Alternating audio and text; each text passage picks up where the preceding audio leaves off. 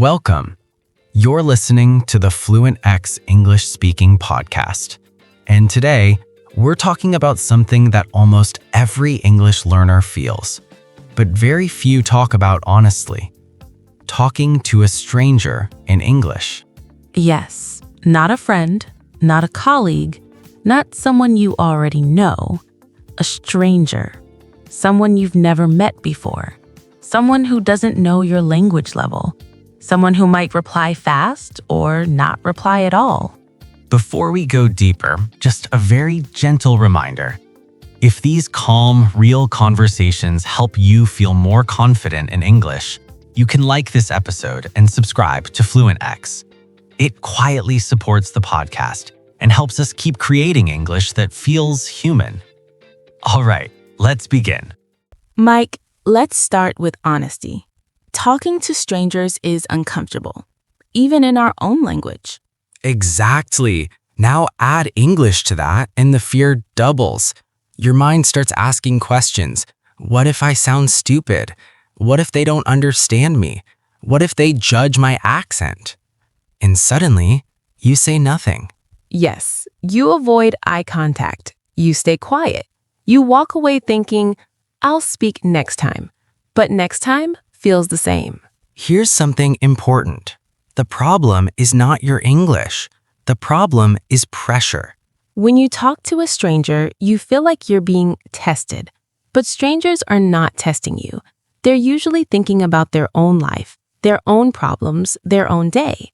You are not the center of their attention, and that's actually good news. Let's clear a big misunderstanding. Strangers do not expect you to speak perfect English. They expect clear intention. If your message is clear, your English is good enough.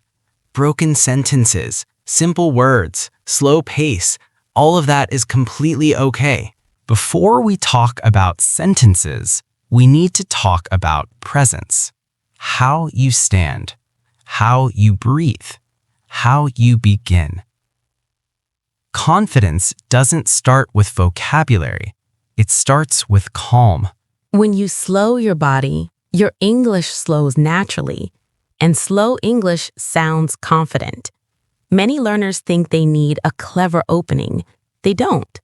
The safest way to talk to a stranger is with context. You talk about what's already happening. For example, excuse me.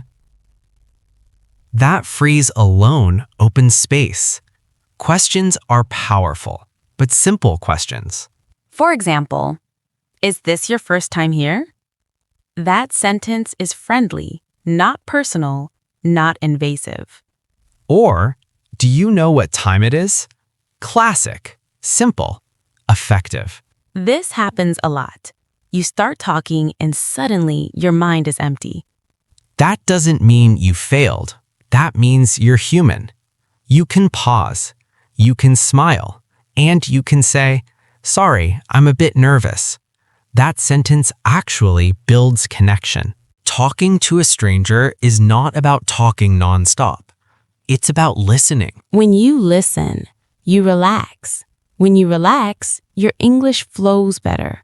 You don't need to plan the next sentence. You respond naturally. Another fear learners have, if I give short answers, I'll sound rude. That's not true. Short answers are normal. Clear answers are respectful. You don't need long explanations. Let's be real. Sometimes conversations feel awkward. Even for native speakers, awkward moments are part of human interaction. They don't mean you failed. They mean you tried. Talking to a stranger doesn't mean a long conversation. Sometimes success is just saying hello, asking one question, smiling. Those small moments slowly rewire fear into confidence. In this first part, we talked about why talking to strangers feels scary, why English is not the real problem, and how calm presence changes everything. In the next part, we'll talk about what to say, how to continue conversations, and how to handle different responses. You don't need to be fearless. You just need to begin. Welcome back. If you listened to the first part, You already know something important. Talking to a stranger in English is not about bravery. It's about calm presence. And now, we move to the next challenge. What happens after you start? Yes, because starting is only the first step. The real fear often comes when the stranger replies. Fast English, unexpected answers, different energy. And suddenly, you wonder what to do next. Let's talk about a very common moment.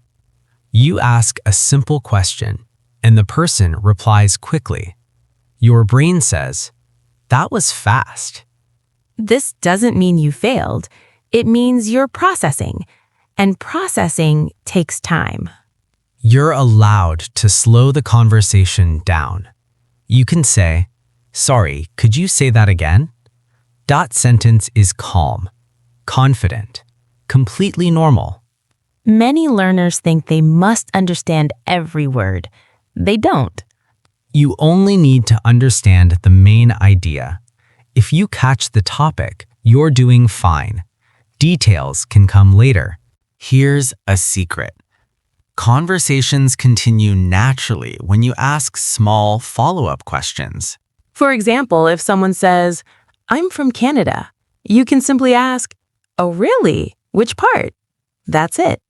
Another way to keep conversations alive is reaction, simple reactions.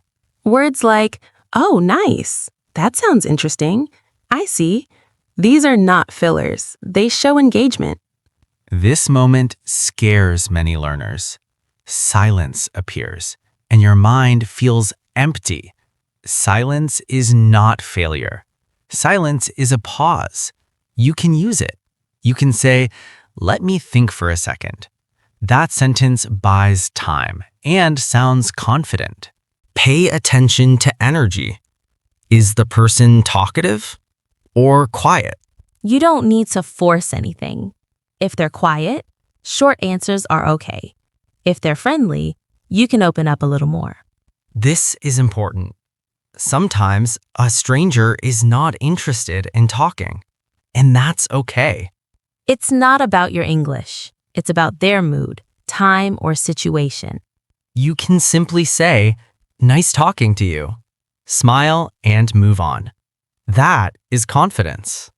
Ending conversations is just as important as starting them. You don't need dramatic endings. Simple phrases work best. For example, "Well, I should get going." Or, "Thanks for the chat." You will make small mistakes. Everyone does. Mistakes don't end conversations. Panic does. If you say something wrong, correct it calmly or simply continue. Let's clear this again. Strangers are not grading your English. They are responding to your energy. Calm energy feels safe, and safety creates connection.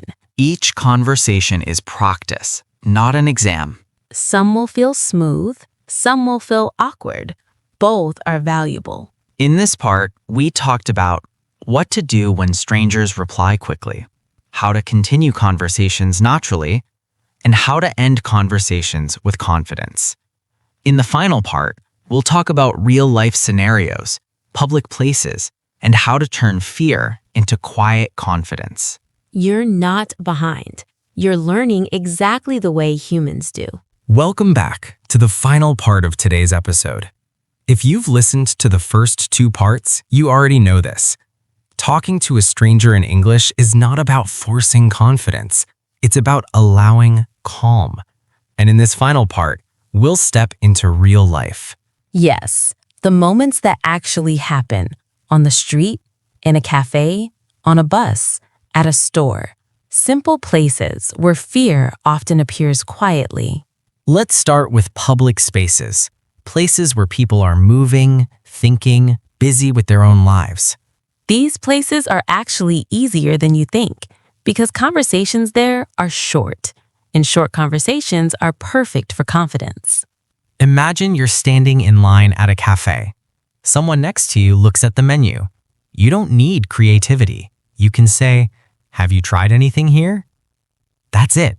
That question feels natural. If they answer, great. If they don't, that's okay too. No pressure. Now imagine a bus or train. You're sitting next to someone. The safest topic is always context. You can say, is this bus going to the city center? Simple, clear, useful. Even if the conversation ends there, you spoke, and that matters. Stores are great practice spaces because the conversation already has a purpose. You can say, do you know where I can find this? Or, is this popular? These are easy entry points. Here's something important. Most stranger conversations are short, very short. And that's normal. A short conversation is not a fails conversation. It's a complete conversation. Success is not length. Success is participation. Sometimes a stranger may not respond much, or they may seem uninterested. This is not rejection. It's circumstance. They may be tired, busy, distracted. It has nothing to do with your English. When nerves appear, bring attention to your breath. Slow inhale, slow exhale. Your voice follows your breath. Calm breath, calm English. Your voice follows your breath. Calm breath, calm English. One hello a day, one question a day, one smile. That's how fluency grows. Perfection blocks progress. Connection allows growth. Strangers don't need perfect English. They need clear intention. Let's say this clearly. Your accent is not a problem. Your accent tells a story, and most people find that interesting, not bad. Fear doesn't disappear overnight, but it changes. With each interaction, fear becomes familiarity, and familiarity becomes confidence. Success is not sounding like a native speaker. Success is speaking when you feel nervous and doing it anyway. If you still feel nervous talking to strangers, that's okay. It means you care. And caring is the first step toward connection. This brings us to the end of today's episode. How to talk to a stranger in English. Speak slowly. Breathe calmly. Let curiosity guide you. You don't need to impress strangers. You just need to meet them as you are.